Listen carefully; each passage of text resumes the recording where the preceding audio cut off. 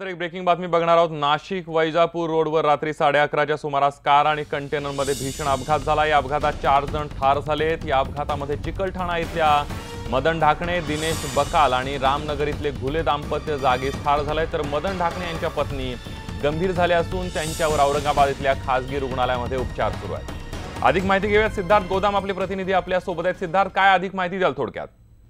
संदीप, रात्री 11:30 वाजता हा अपघात झालेला आहे वैजापूर आणि शिर्डी रोडवर। कंटेनरला पाठीमागून गाडी धडकली आणि चिकलठाणा येथील 3 जण तर एक सिडको येथील 4 जण जागी ठार झालेले आणि बाकीचे 3 लोकांना खासगी रुग्णालयामध्ये जे दाखल करण्यात आलेले आहे। त्या तिघांपैकी एकाची प्रकृती चिंताजनक। अगदी धन्यवाद सिद्धार्थ, तुम्ही दिलेल्या संपूर्ण माहितीबद्दल।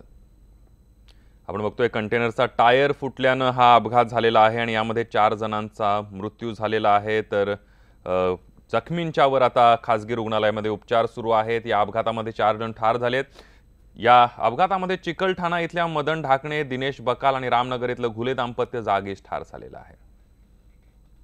नमस्कार, मी संदीप देसाई। बुलेटिनच्या सुरुवातीला रायगडमधली बातमी आहे। रायगडच्या माणगाव तालुक्यातल्या इंदापूरमध्ये निवडणूक निकालावरून शिवसेना आणि राष्ट्रवादीच्या कार्यकर्त्यांमध्ये राडा आणि तुफान दगडफेक झाली आहे। जमाव पांगवण्यासाठी पोलिसांना लाठीचार्ज करावा लागला। या दगडफेकीत 7 कार्यकर्ते तसंच एक होमगार्ड आणि एक पोलीस कर्मचारी जखमी झालेला आहे। अधिक माहिती घेऊयात। आपले प्रतिनिधी मोहन जाधव आपल्या सोबत आहेत। मोहन, काय सांगाल या सगळ्याबद्दल?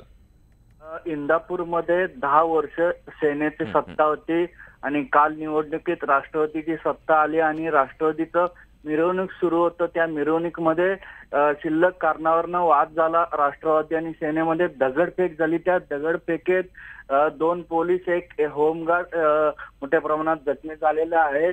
नंतर पोलिसांनी तो जमाव पांगवण्याचा प्रयत्न केला आणि त्यात जे दोन्ही पक्षाचे जे कार्यकर्ते आहेत त्यांना ताब्यात घेतलेलं आहे।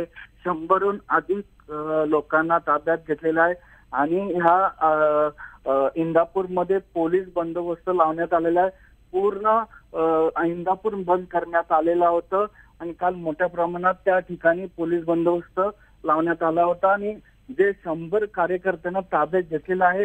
रात्री 4 वाजेपर्यंत त्यांच्यावर गुन्हे दाखल करण्याचा प्रयत्न सुरू होतं, पण दोन्ही पक्षाचे जे लोक आहेत ते मिटवण्याचं काम तिथं सुरू आहे आणि जे घटना का घडली त्याचा अगदी मोहन, या सगळ्याचा तपास आता पोलीस करतायत। धन्यवाद तुम्ही दिलेल्या संपूर्ण माहितीबद्दल।